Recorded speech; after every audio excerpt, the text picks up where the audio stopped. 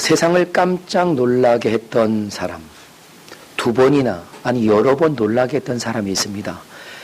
미국의 텍사스주에 살고 있는 랜스 암스트롱입니다. 그는요 7년 연속 우승을 사이클 통해서 우승을 하는 놀라운 그런 역사를 펴냈습니다.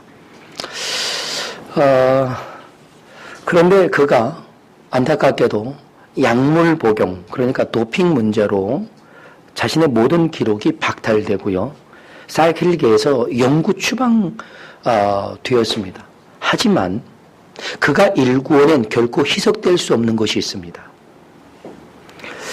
그는요, 불우한 가정에서 어머니의 희생적인 사랑으로 성장했습니다.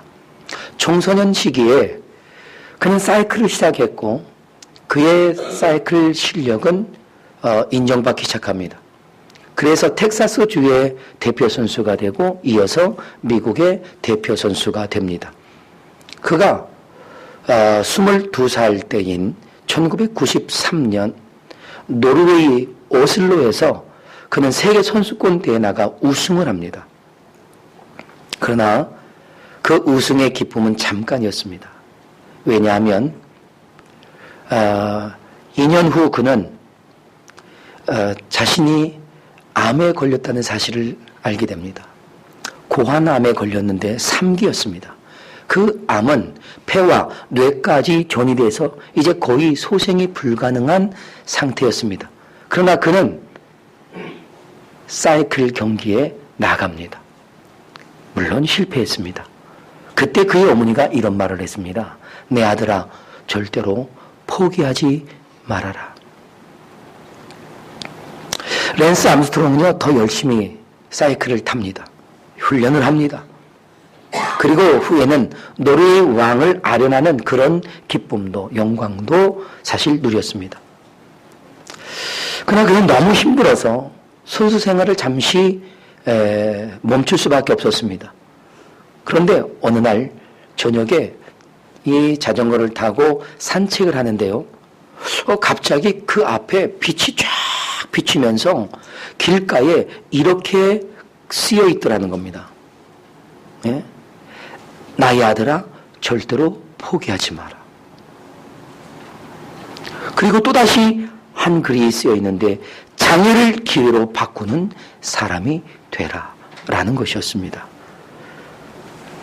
이것을 경험하고 그는 다시 일어났습니다. 다시 자전거를 탑니다. 그리고 1999년 프랑스에서 금메달을 얻게 되죠. 많은 사람들이 그를 환영했습니다. 그리고 2001년 5호로에 이 5호 가이드 포스트에는 그에 대한 이 스토리가 대대적으로 발표됩니다. 어느 당 사람들이 그를 축하합니다. 그런데 본인은 자신이 1등이냐 2등이냐 뭐 금메달이냐 은메달이냐 이것은 별로 흥미가 없었답니다. 오직 하나, 그는 자신이 투병하고 있는 그 암을 이기고 승리했다는 것, 자기와의 싸움에서 이겼다는 것, 불행과의 싸움에서 이겼다는 것, 그 사실을 매우 기뻐하고 있었답니다. 여러분, 세상에서 가장 값진 승리를 이룬 사람들을 보면요, 그들은 대부분 모진 고난을 딛고 일궈낸 아름다운 승리자들이었습니다. 우리는 세상에 어떤 아름답고 위대한 승리보다 사실 비교할 수 없이 아름답고 놀랍고 위대한 승리를 성경에서 발견합니다. 오늘은 우리가 그 위대한 승리를 함께 나누고 함께 누릴 수 있기를 바랍니다. 오늘 본문은 인류의 역사에서 가장 슬픈 사건이면서 가장 놀라운 약속의 선언으로 이루어져 있습니다. 그것은 다름 아닌 인간이 하나님께 범한 최초의 범죄로 인해서 하나님과의 아름다운 모든 것이 깨져버렸습니다. 하지만 하나님은 그것을 다시 되찾으시겠다는 약속의 선언을 오늘 본문을 통해서 우리에게 주시고 계신 것입니다. 이런 아름다운 관계가 깨짐으로써 가장 큰 손해를 누가 봤을까요? 우리인가요? 아닙니다. 사실은 하나님이십니다. 하나님은 세상을 창조하시고 행복했습니다. 기쁘셨습니다. 그러나 그 한 사건으로 인해 주님의 행복과 기쁨은 깨져버리고 잃어버리고 말았던 것입니다. 하나님은 그 잃어버린 기쁨, 잃어버린 행복, 그것을 다시 되찾으시겠다고 하는 분명한 뜻과 의지를 오늘 본문을 통해서 천명하고 계신 겁니다. 그렇다면 창조의 하나님의 기쁨은 무엇이었을까요? 그것은요, 바로 저와 여러분이었습니다. 기독교 신학주의라는 별명과 탁월한 기쁨의 신학자라는 두 가지 별명을 가지고 있는 존 파이퍼 박사가 하나님의 기쁨이라고 하는 아주 귀한 책을 통해서 하나님이 무엇을 기뻐하시는지, 하나님이 기뻐하시는 9가지를 말했습니다. 그러면서 그는 기쁨의 주권자와 동행하라고 독자들을 설득합니다. 존 파이퍼 박사는요, 절대 행복, 절대 기쁨의 주권자를 바라보라는 것입니다. 그리고 하나님이 기뻐하시는 일을 함께 행하라고 말합니다. 그러면 존 파이퍼가 말하는 하나님이 기뻐하시는 9가지는 뭔가요? 그것은요, 하나님은 충만한 사랑으로 아들을 기뻐하신다 하는 것입니다. 또 하나님은 선하신 기쁨으로 모든 일들을 행하신다 하는 거죠. 세 번째는 하나님은 넘치는 만족으로 세계를 창조하신 세계를 기뻐하신다 하는 겁니다. 네 번째는 하나님은 자신의 명성이 알려지는 것을 기뻐하신다. 다섯 번째는 하나님은 자신을 찬양할 민족을 기쁨으로 선택해내신다. 여섯 번째, 하나님은 우리의 죄를 아들에게 지우시기를 기뻐하신다. 일곱 번째, 하나님은 우리가 하나님께 소망을 둘 때에 기뻐하신다. 여덟 번째, 하나님은 우리가 정직하게 기도할 때 기뻐하신다. 마지막 9번째는 하나님은 우리가 순종과 정의를 실천할 때 기뻐하신다 했습니다. 그렇습니다. 하나님의 기쁨은 바로 이런 것들입니다. 하나님께서 세상을 만드시고 얼마나 기뻐하셨습니까? 창세기 1장에서 하나님은 창조하신 것들을 보실 때마다 기뻐하고 즐거워했습니다. 그래서 하나님이 보시기에 좋았고 힘이 좋았다라고 1장에는 7번이나 반복적으로 말씀하고 있습니다. 여러분, 무엇보다 하나님은 사람을 창조하시고요, 하나님께서 원하시는 모양대로 창조하셔서 너무 기뻐하셨습니다. 하나님은 하나님이 지으신 사람들이 하나님의 형상으로 만들어졌고 그로 인하여 하나님과 교통할 수 있었기 때문에 더욱 행복하셨습니다. 그래서 그런 하나님의 형상을 닮은 사람들이 하나님을 찬송하고 하나님께 감사하면서 기뻐하는 모습을 보고 하나님은 또 기뻐하시고 행복을 누리셨던 것입니다. 이런 기쁨은 사실 하나님의 형상으로 지음받은 사람들에게도 마찬가지입니다. 우리의 기쁨은 하나님과 함께 있을 때 더욱 충만하게 누려지는 것입니다. 할렐루야. 하나님을 바라보기만 해도 우리에겐 행복이잖아요. 네? 그래서 주만 바라볼지라는 찬양도 있지 않겠습니까? 그러니까 우리와 하나님이 서로 교제하며 교통하는 것이 하나님의 큰 기쁨과 즐거움이시고 우리도 그 안에서 기뻐하는 거라는 사실입니다. 바울은 골로새서 1장 9절로 12절에 이렇게 기도하고 있습니다. 너희로 하여금 모든 신령한 지혜와 총명에 하나님의 뜻을 아는 것으로 채우게 하시고 우리가 주께 합당하게 행하여 범사에 기쁘게 하고 모든 선한 일의 열매를 맺게 하시며 하나님을 아는 것에 자라게 하시고 그의 영광의 힘을 따라 모든 능력으로 능하게 하시며 기쁨으로 모든 견딤과 오래 참음에 이르게 하시고 우리로 하여금 빛 가운데서 성도의 기업의 부분을 얻기에 합당하게 하신 아버지께 감사하게 하시기를 원하노라. 여러분, 이렇게 이루어지는 것, 이렇게 되는 것, 이것이 하나님의 기쁨이고 하나님께 올려진 영광이라는 것입니다. 이 또한 우리의 기쁨이고 우리의 즐거움 아니겠습니까? 하나님이 세상을 창조하시고요, 가장 큰 기쁨과 즐거움은 우리와 교제를 나누시는 것이었다는 것이죠. 그래서 창세기 43장 21절에 말씀하신 것처럼 이 백성은 내가 나를 위하여 지었나니 나를 찬송하게 하려 함이라고 했습니다. 우리가 하나님께 찬송하는 것이 하나님과의 거룩한 교제란 말입니다. 우리가 하나님께 감사하고 하나님의 이름을 두높여드리고 영광을 돌리면서 하나님을 기뻐하고 우리에게 더 큰 은혜가 주어짐을 감사하는 것, 이것이 하나님과 우리가 나누는 바로 그런 거룩한 교통이었단 말이죠. 그래서 우리가 하나님과 이렇게 교통하며 교제하는 것은 우리에게도 얼마나 큰 은혜고 복인지 모릅니다. 그래서 바울도 고린도 교회를 향해 축복할 때 고린도후서 13장 13절에 보니까 이렇게 축복합니다. 주 예수 그리스도의 은혜와 하나님의 사랑과 성령의 교통하심이 너희 무리와 함께 있을지어다. 주님께서 우리에게 오셔서 하나님의 일을 행하시고 우리는 그것에 감사해서 하나님께 영광 돌리고 찬송하고 고백하고 이 모든 것이 하나님의 은혜라고 하는 선언을 하면서 살아가는 것, 이것이 얼마나 아름답고 귀한 것인지 모릅니다. 세상을 창조하신 하나님이 누리신 가장 큰 기쁨과 즐거움은 이처럼 하나님의 형상을 닮은 우리와의 그런 교제였습니다. 그런데 이런 주님의 기쁨은 산산이 부서지고 깨져 버렸다는 것입니다. 그렇다면 하나님의 기쁨은 어떻게 깨진 것입니까? 그것이 오늘 우리가 나눌 두 번째 주제입니다. 무엇 때문에 깨졌습니까? 죄 때문이었습니다. 하나님은 죄 없는 인간을 만드셨잖아요. 그래서 하나님과 교제하게 했던 것입니다. 그러나 타락한 선사 사탄이 하나님과 교제하며 영원히 하나님을 경배했던 사람을 꿰어냅니다. 그래서 죄를 범하게 했고 그로 인해서 하나님의 큰 즐거움이었던 우리와의 교제가 깨져버린 거예요. 창세기 3장 13절은 오늘 본문의 바로 앞절에서 하와는 하나님께 이런 변명을 합니다. 하나님이 하와에게 너는 내가 먹지 말라고 한 그 나무 열매를 왜 먹었느냐? 라고 물으니까 하와가 이랬어요. 저 뱀이 나를 꿰물어 내가 먹었어요. 라고 한 거예요.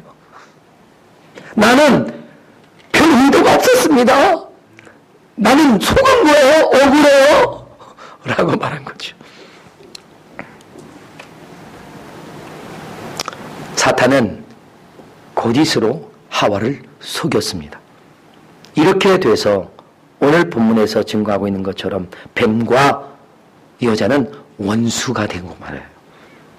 뱀과 여자를 꿰어 속임으로 하나님께 죄를 범하게 했기 때문에 그 억울함이 바로 이런 원수를 만들게 되지 않았냐 하는 겁니다. 인류의 죄는요, 이런 거짓과 속임으로부터 시작됐다는 겁니다. 거짓과 속임. 우리는 거짓과 속임의 문제를 결코 작게 여겨서는 안 돼요. 그래서 주님께서도 거짓말하지 말라는 겁니다. 남을 속이지 말라는 것입니다. 왜요? 거짓과 속임은 엄청난 인류의 재앙을 가져왔기 때문입니다. 하나님과의 선하고 아름다운 교제를 깨버렸습니다. 그 거짓과 속임으로 범한 죄가 결국은 인류에게 질병을 가져왔고 수고와 고난과 사망을 가지게 했던 것입니다. 여러분, 우리가 사기를 당하면요 얼마나 억울하고 분해요. 그죠? 그런데 사기를 친 사람은 분명 가장 큰 잘못입니다. 하지만 사기를 당한 사람도 그 책임이 있는 거예요. 그래서 사기를 당한 사람은 사기를 당했어도 그 책임을 지게 되어 있습니다. 뱀이 여자를 거짓으로 속여서 그 여자가 그 말에 혹해서 죄를 범한 것, 여러분, 사탄도 잘못이고 그 여인도 잘못이란 말이죠. 그로 인해서 하나님은 이 땅에 엄청난 심판을 주셨던 것입니다. 오늘 우리는 이 사건을 통해서 뱀과 여자가 원수가 되고 또 뱀의 후손과 여자의 후손과도 원수가 돼서 끝나지 않을 것 같은 전투가 이어지다가 뱀은 여자의 발꿈치를 상하게 하는 것, 그리고 여자의 후손은 뱀의 머리를 상하게 함으로 치명상을 당하고 패함으로 일단락 짓게 될 것이라고 예언하고 있는 말씀입니다. 자, 사실 오늘 본문을 좀 더 잘 이해하려면 몇 가지 우리가 먼저 이해할 필요가 있습니다. 물론 여러분이 잘 알고 계실 수도 있는 이야기들입니다. 첫째는 뱀과 뱀의 후손의 문제인데요. 뱀은 요한계시록 12장 9절에서 증거하고 있듯이 사탄을 의미합니다. 요한계시록 12장 9절에서 뭐라고 증거합니까? 큰 용이 내쫓기니 옛뱀 곧 마귀라고도 하고 또 사탄이라고도 하며 온 천하를 꿰는 자라. 그가 땅으로 내쫓기니 그의 사자들도 그와 함께 내쫓기니라 그랬어요. 여기서 말한 바로 그 옛뱀, 이것이 바로 여기서 말하는 그 뱀, 그 뱀의 실체입니다. 그리고 뱀의 후손은 사탄이 자식을 낳았다는 그런 얘기가 아니잖아요. 네? 사탄이 속임수에 빠져서 사탄을 추종하고 있는 사람들을 말하는 것입니다. 이런 사람들은 자신이 사탄의 추종자라는 사실을 전혀 모르고 그 짓을 할 수도 있고요. 사탄 교도들과 같이 자신을 사탄의 추종자라고 밝히면서 그런 악한 짓을 하는 사람도 있습니다.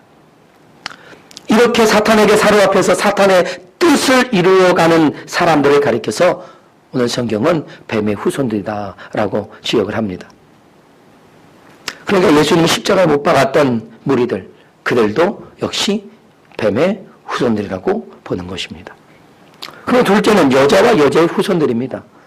여기에 여자는요, 무엇을 말할까요? 하와예요. 근데 이 하와는, 아담과 이 하와는 인류의 대표자로 세워져 있었습니다.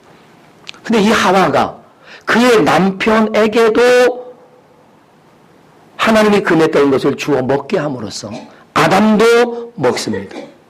그러니까 뱀이 하와를 꿰고 하와가 아담을 꿰인 거죠. 결국 그렇게 된 겁니다. 그래서 이 문제는 결국 가벼운 문제가 아닌 것이죠. 그래서 여기에 이 여자는 바로 이 인류의 죄를 끌어온 원흉이 되어버리고 만 거예요. 그리고 그럼 여자의 후손이라고 하는 것은 무엇이냐 하는 거죠. 그럼 여자의 후손이라고 하는 것은요, 그러면 그 죄의 원흉들을 말하느냐 그런 말은 아닙니다.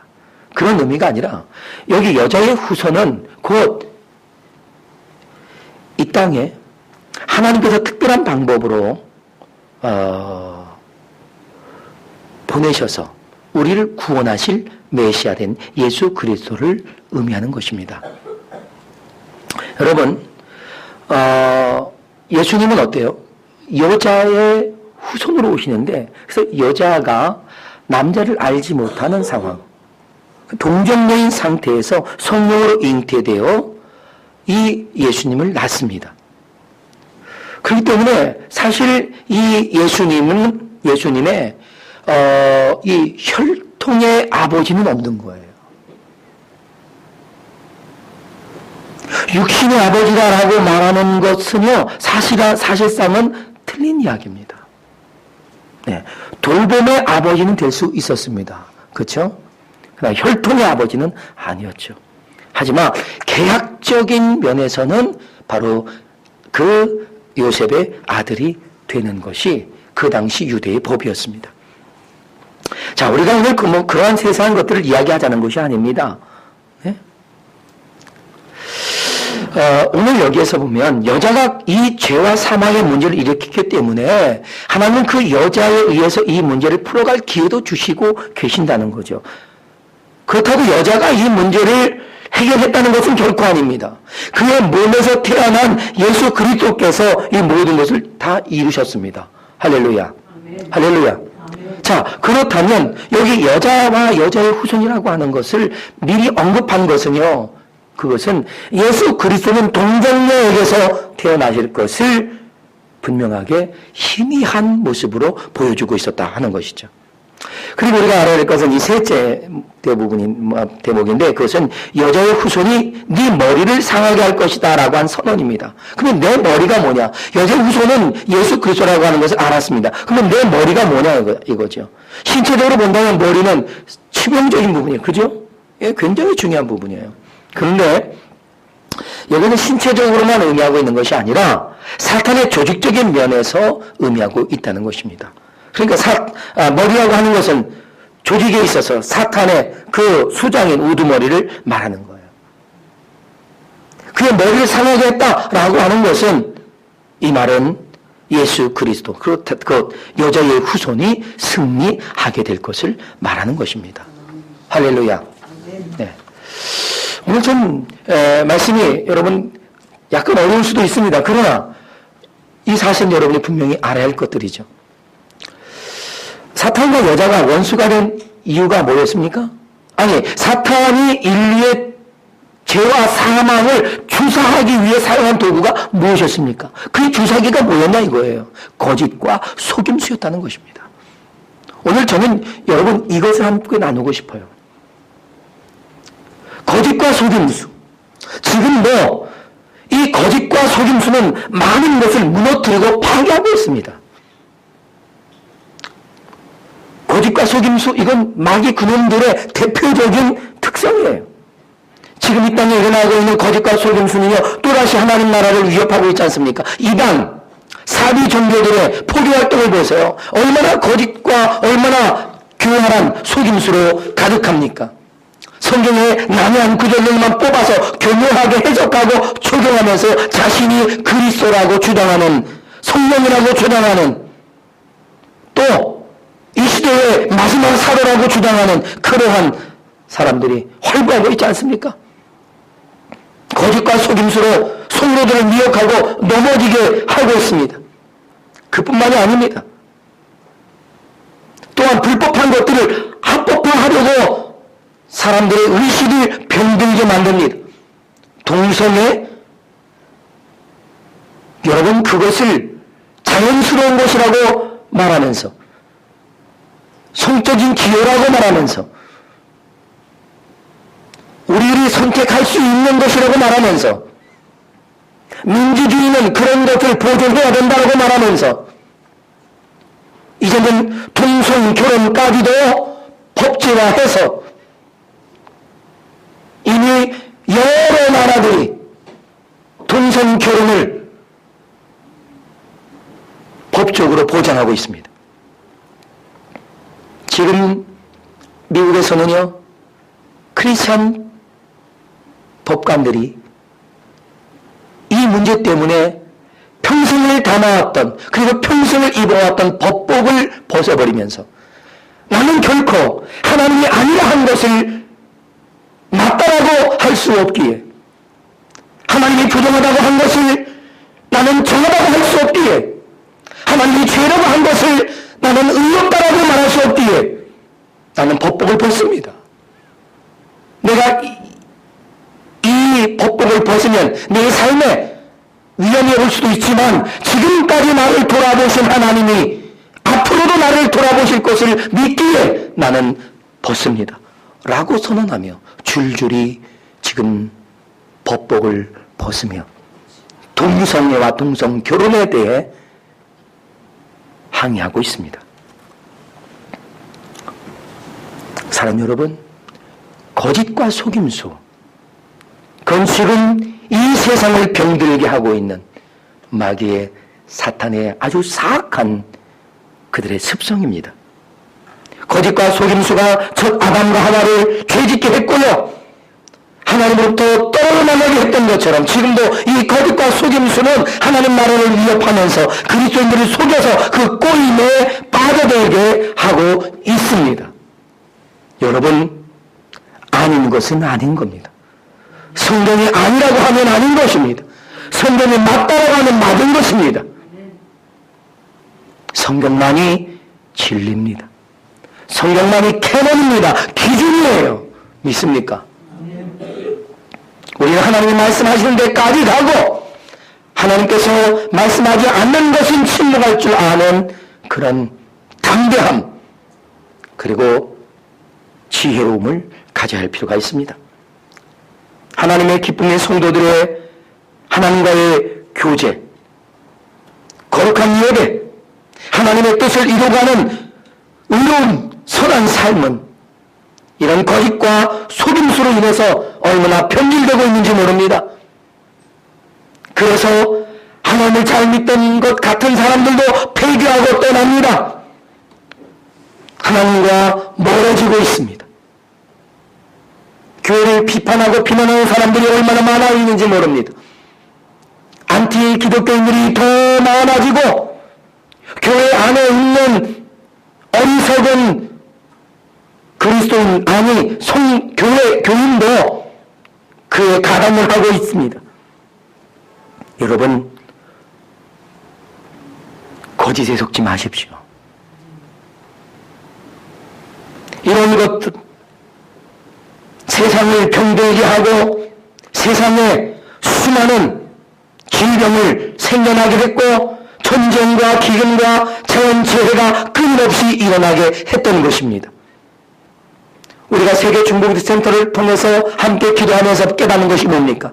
왜 이 땅에 수많은 재난이 오고 재앙이 오고 질병이 새로운 것들이 만들어지고 있습니까?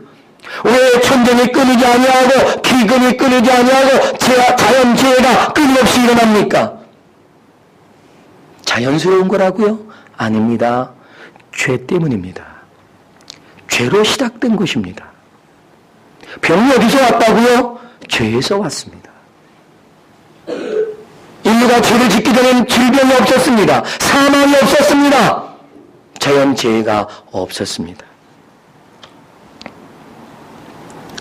우리가 거짓과 속임수에 빠져드는 바로 그 순간 우리는 우리의 인생에 재해를 경험하게 될 것입니다. 그러나 하나님은 이렇게 파괴된 세상을 다시 회복시키기를 원하셨고 계획하셨습니다. 그 계획은요, 하나님의 사랑의 열정으로 이루어내셨습니다. 하나님이 잃어버린 그 기쁨을 어떻게 되찾고 어떻게 회복하셨을까요?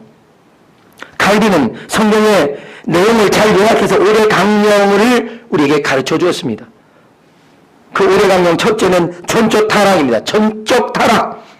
모든 인간은 태어나면서 전적으로 타락하고 부패해서 스스로의 힘으로는 절대 구원을 이룰 수 없다는 것이지요. 이게 전적 타락, 전적 부패라는 말입니다. 두 번째는 무조건적 선택입니다. 이거는 믿음을 하나님이 우리에게 주셔서 구원에 이르게 하시고 하나님의 이런 선택에는 아무런 조건도 내세우지 않는다, 이런 얘기예요. 세 번째는 제한적 속죄지요. 이건요, 예수 그리스도의 구속 사역은 오직 택한 자들을 구원하시기 위한 것이다 하는 것입니다. 여러분이 예수 그리스도를 믿는 것, 여러분은 택한 백성이기 때문에 그렇습니다. 어느 누구를 보면요, 예수님 믿으라고 아무리 복음을 지으셔도 그들이 받지 않는 사람이 얼마나 많은지 모릅니다. 복음은 지혜롭다고 아는 지식이 많다고 믿어지는 것이 아닙니다. 머리가 둔하고 배운 것이 없다고 해서 믿지 못하는 것도 아닙니다. 하나님이 그에게 믿음을 주시면 믿어집니다. 할렐루야. 아멘. 여러분에게 그 믿음이 주어지기를 주님의 이름으로 축원합니다. 네 번째는 불가항력적 은혜였습니다. 하나님의 은혜는 누구도 거부할 수 없다는 거지요. 하나님의 은혜를 입은 자가 구원에 이르는 데는 결코 실패할 수 없다 하는 것이 불가항력적 은혜라는 것입니다. 그리고 마지막 다섯 번째는 성도의 궁극적 구원, 성도의 견인에 관한 것입니다. 하나님은 구원의 은총을 입은 성도를 끝까지 견인해서 이끌어서 결국 구원에 도달하게 하신다는 것입니다. 죄를 지으면 회개케 하시고 다시 돌아와서 예수님 앞에 무릎을 꿇게 해서 구원을 이루어 내신다는 것입니다. 이것이 하나님이 잃어버린 기쁨을 되찾기 위해 하나님의 사랑의 열정으로 이루어내신 구원의 역사였단 말입니다. 이렇게 놀라운 하나님의 사랑과 열정은 하나님 스스로의 희생과 아픔을 통해서 이루었다는 사실입니다. 이것을 이루기 위해 우리에게 어떤 것을 또 맡긴 것이 아니라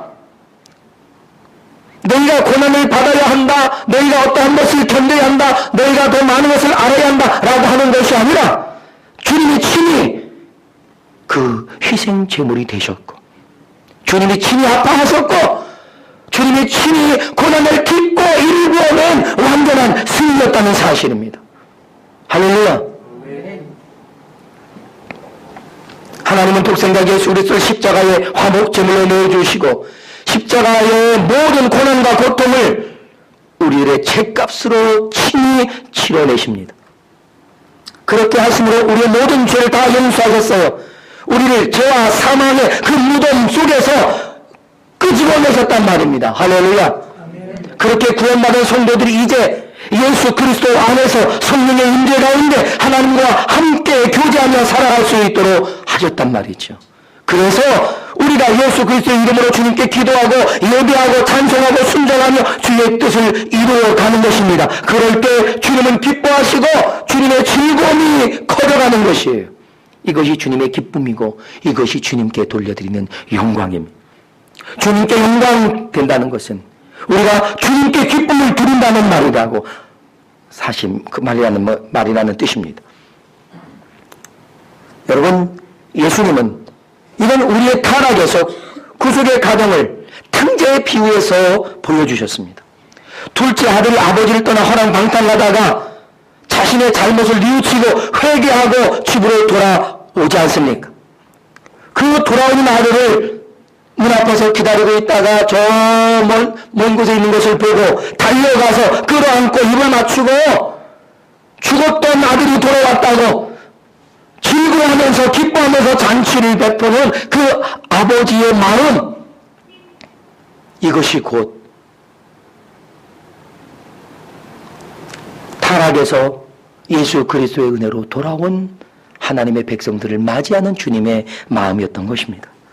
저와 여러분이 예수 그리스도를 믿고 회개하고 주님을 나의 구주로 영접한 그 순간 주님은 이렇게 달려와서 우리를 그냥 끌어안고 우리 얼굴에 주님의 볼을 비비며 잘왔다고 고생했다고 고맙다고 사랑한다고 이제 나와 함께 즐겁게 즐기고 기뻐하고 행복하게 살자고 주님이 우리를 주님의 자녀로 맞이해 주신 것입니다. 할렐루야. 하나님의 기쁨은 이렇게 회복된 것입니다. 우리는 이렇게 놀라운 하나님의 사랑의 열정과 의지를 이루어낸 이 구원과 하나님의 친밀한 교제를 결코 소홀하게 여겨서는 안 되는 겁니다. 예수님의 순환과 부활을 묵상하는 이번 사순절, 저는 너무나 중요하다고 생각합니다. 하나님께서 우리를 영원한 죄와 사망에서 건져내시기 위해 얼마나 놀라운 사랑으로 얼마나 놀라운 일들을 이루어내셨는가를 묵상하면서 그 사랑과 그 구원과 그 은혜를 감사하면서 하나님을 찬양하고 하나님께 영광을 돌리는 것, 그러므로 하나님을 기쁘시게 해드리는 것, 이것이 이번 사순절을 통해서 우리가 하나님께 드릴 수 있는 가장 좋은 아름다운 선물이 아니겠습니까? 그러면서 우리도 더 큰 은혜를 깨닫고 그러면서 더 깊은 은혜, 믿음과 신앙으로 나아가는 우리 얼마나 큰 유익입니까? 이런 우리가 저녁마다 기도를 하고 있는 것도 바로 이런 것 아니겠습니까? 좀 힘들기는 하지만 아마 여러분이 많이 힘들 거예요. 저는 별로 사실 힘들지 않습니다. 여러분이 힘들 거라고 저는 생각합니다. 그러나 그 기도회가 주는 기쁨과 은혜에 비하면 좀 힘든 것은 아무런 문제도 되지 않습니다. 아멘? 문제가 되나 보네요.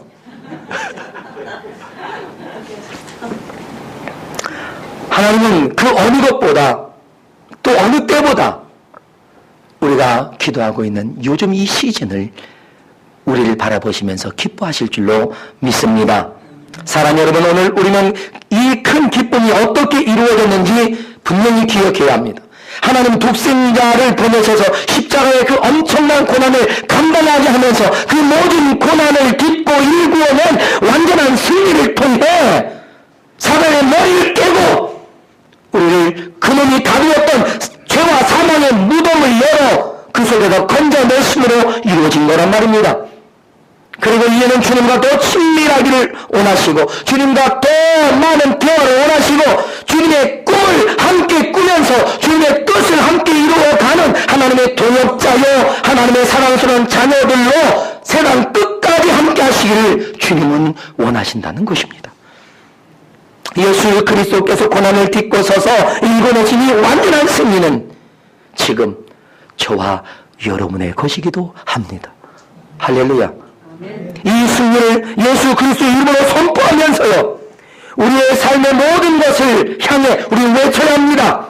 주님의 십자가의 죽으심으로 인해 나의 모든 질병을 이겨내라고, 그 모든 질병을 떠나가라고, 죄와 사망의 심판도 사라지라고, 세상의 어떤 저주도, 조당 때부터 흘러왔던 어떤 저주도 우리에게 미칠 수 없다고 선포하며 우리는 하나님에게 주신 가장 큰 기쁨에 함께 동참해야 할 것입니다.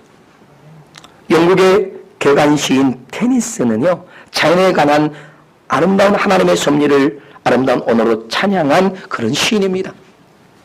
근데 어느 날 그가 시골길을 가다가요, 아주 행복한 얼굴을 띄면서 콧노래를 부르며 그 좋아하는 어떤 그 중년 부인을 보고 그에게 물었답니다. 아이고, 아주머니 오늘 좋은 소식이 있나 봐요. 했더니 이 아주머니가 그렇게 대답했대요. 선생님, 저는 한 가지 소식밖에는 모릅니다. 그 한 가지 소식은요, 예수 그리스도께서 온 인류를 위해, 나를 위해 죽으셨다가 부활하셨다는 소식입니다. 그랬더니 테니슨도 그에게 이렇게 말합니다. 맞습니다, 부인.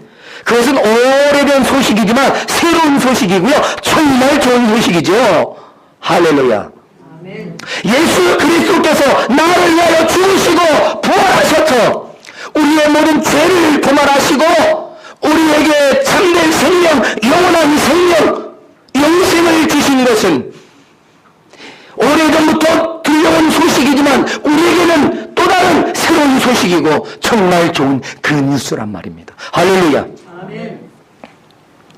예수 그리스도, 그분의 죽으심, 그분의 부활하심, 이것이 저와 여러분을 위한 것이었다는 사실, 이보다 더 기쁜 소식이 어디 있겠습니까? 예수 그리스도의 승리는 저와 여러분의 승리입니다. 아멘. 하나님의 기쁨이 곧 저와 여러분의 기쁨인 줄로 믿습니다. 아멘. 할렐루야. 아멘. 다 같이 일어나서 우리 함께 이 시간 기도하십시다. 먼저 하나님께 우리의 모든 죄와 허물을 고백하십시오.